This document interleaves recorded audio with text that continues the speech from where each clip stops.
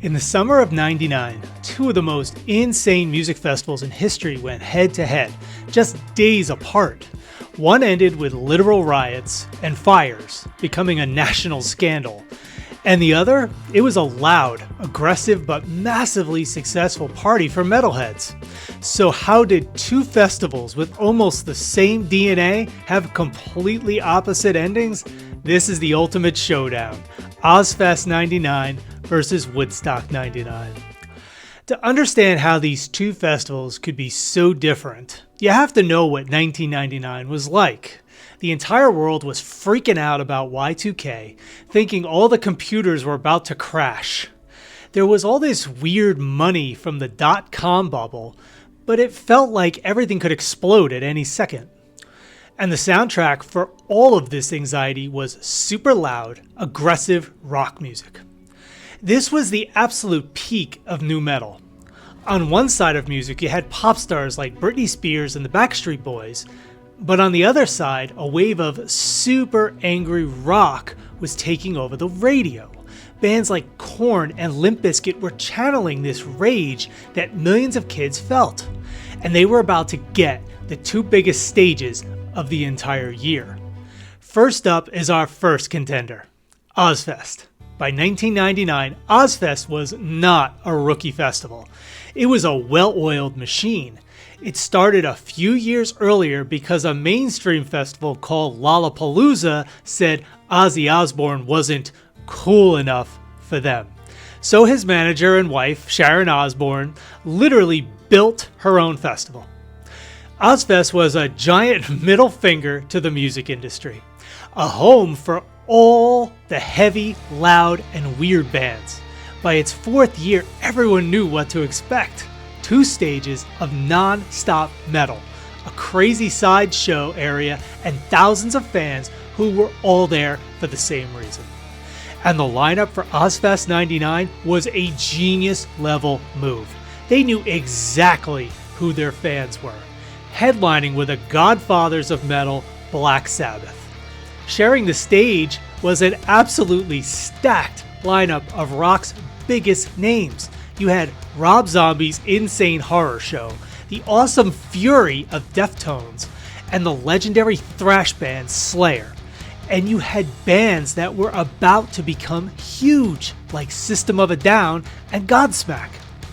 But hiding on the second stage was the festival's secret weapon, a ticking time bomb from Iowa, Slipknot. When the tour started, nobody knew who they were. Just 9 guys in terrifying masks and boiler suits. Their first album was about to drop, and their show was pure, unfiltered chaos. They would become one of the biggest stories of the entire summer. Ozzfest '99 was built for a specific culture by that culture. Now for our second contender, Woodstock '99. While Ozzfest had a super clear identity, Woodstock was haunted by its own history. It was trying to copy the famous Peace and Love Festival from 1969. But this was their second try. Woodstock '94 was already a mess. For the 30th anniversary, the organizers wanted to make sure they could control everything and make a lot of money. And this was their first huge mistake, the location. Instead of a beautiful grassy field, they chose an old Air Force base in New York. It was a giant wasteland of asphalt and concrete, picked because it was easy to defend. They built a massive peace wall out of plywood and steel just to keep people from sneaking in. The entire vibe wasn't peace and freedom. It was control and confinement. It was a disaster waiting to happen before a single band played a single note. And then there was the lineup. It was a completely schizophrenic mix of bands that made no sense. It felt like they just threw the biggest names from the radio together to sell as many tickets as possible. You had legends like James Brown and Metallica next to the angriest bands in the world, Korn, Limp Bizkit, and Rage Against the Machine. But then, sprinkled in between were pop and alternative artists. Alanis Morissette, Jewel, and Sheryl Crow were scheduled to play for a crowd that was mostly there for heavy, angry music. The conflict was literally built into the schedule, and the fallout was about to be insane. The biggest difference between Ozzfest and Woodstock was how they were set up.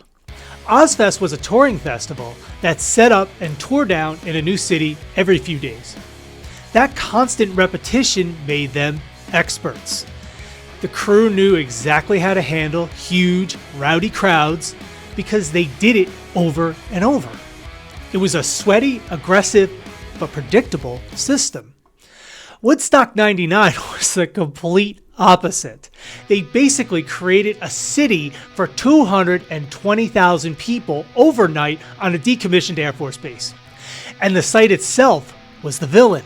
The giant blacktop parking lots soaked up the sun and temperatures soared past 100 degrees. There was almost zero shade. The entire festival was a giant, miserable heat island, and people were getting angry from the second they walked in.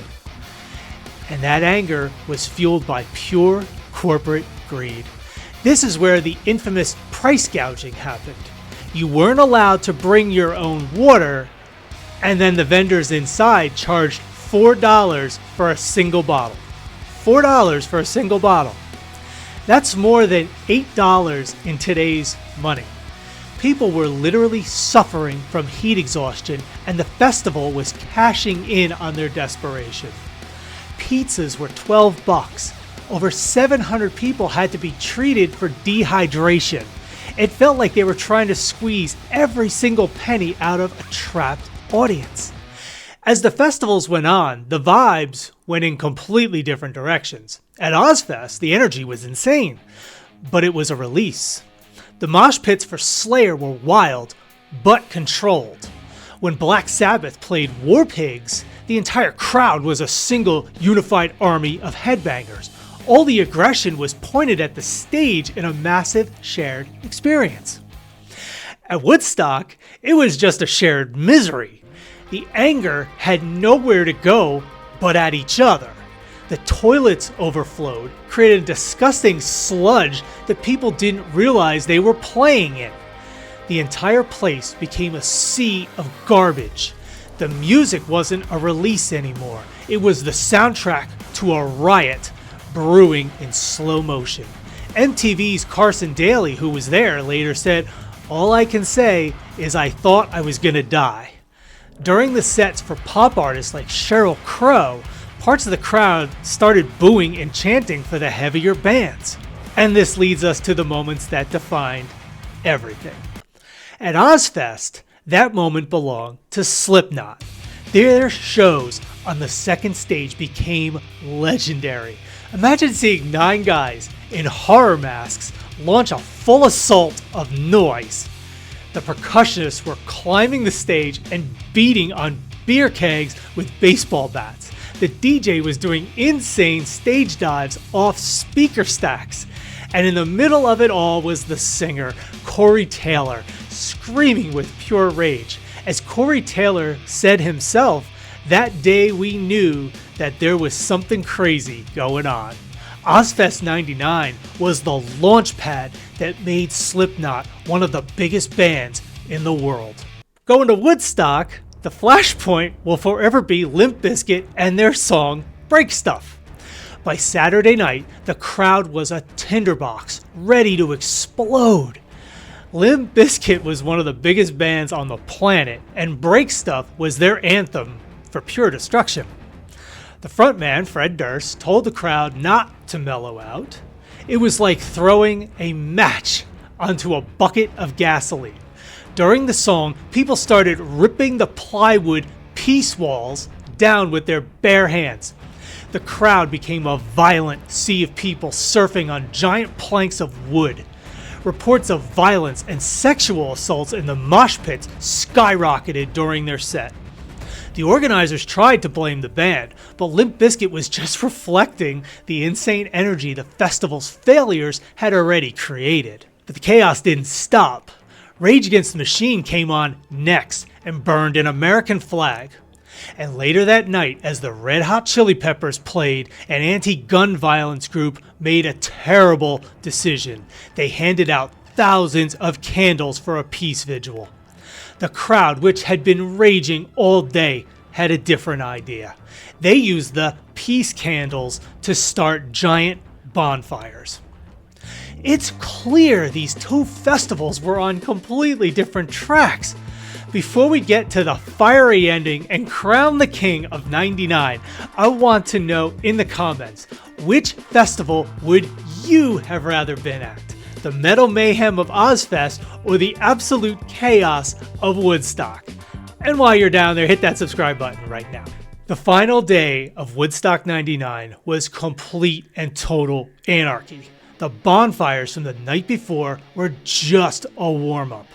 On Sunday, the entire festival went from angry to lawless as the Red Hot Chili Peppers played their encore, a cover of Jimi Hendrix's song Fire. The crowd took it literally. These small fires grew into massive infernos. People were feeding the flames with plywood, overturned vendor booths, and anything they could find. They burned a giant audio tower to the ground. They looted trailers and even smashed open an ATM. The scene, which was broadcast live on pay-per-view, looked like a war zone. Hundreds of state troopers in riot gear had to be called in to shut it down. The peace and love dream had literally gone up in flames. So what was happening with Ozzfest? Their tour was already over. Their last show was the day after Woodstock's chaotic weekend even began. Ozzfest '99 was a massive success by every possible metric. It proved it was the world's #1 heavy music festival. It launched the careers of the next generation of superstars like Slipknot and System of a Down. Fans went home tired, maybe even a little sore, but they were happy. They got exactly what they came for. The legacy of Ozzfest '99 was a musical victory. The media reaction was night and day. Woodstock '99 was a national scandal. The images of the riots and fires were on every single news channel. The organizers blamed bad apples in the crowd and bands like Limp Bizkit. The bands blamed the organizers for the horrible, greedy conditions. Woodstock became a symbol for everything wrong with youth culture. Ozzfest, on the other hand, was barely mentioned by the mainstream news. All its coverage was in rock magazines that called it a huge success. This was actually a huge win for them. Its legacy was built by the community it served, not by a national controversy. It was a legacy of empowerment, not embarrassment. This brings us to the lasting legacies. Ozzfest proved you could have a massive, profitable festival for a specific genre. It gave a stage to metal bands for almost 20 years and a home to a subculture that was often ignored. It was the smart model that respected its audience, so the audience came back every single year. The legacy of Woodstock '99 is much darker. It's the ultimate cautionary tale of how not to run a festival. It's what happens when you choose profits over people.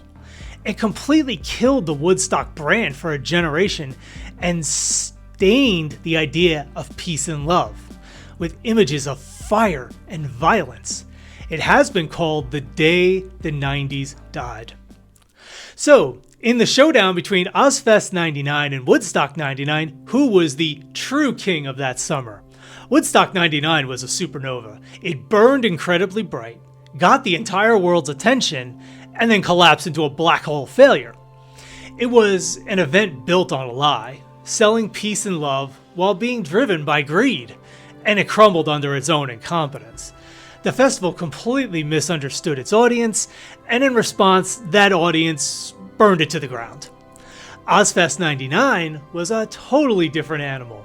It was a festival built for its fans, by people who understood the fans. It was loud and aggressive, but it was based on mutual respect. It knew the fans needed a release, and it gave them a safe and professional place to get it. It was a machine that delivered exactly what it promised. While the fiery chaos of Woodstock left a more infamous scar on history, Ozzfest quietly and loudly won the war.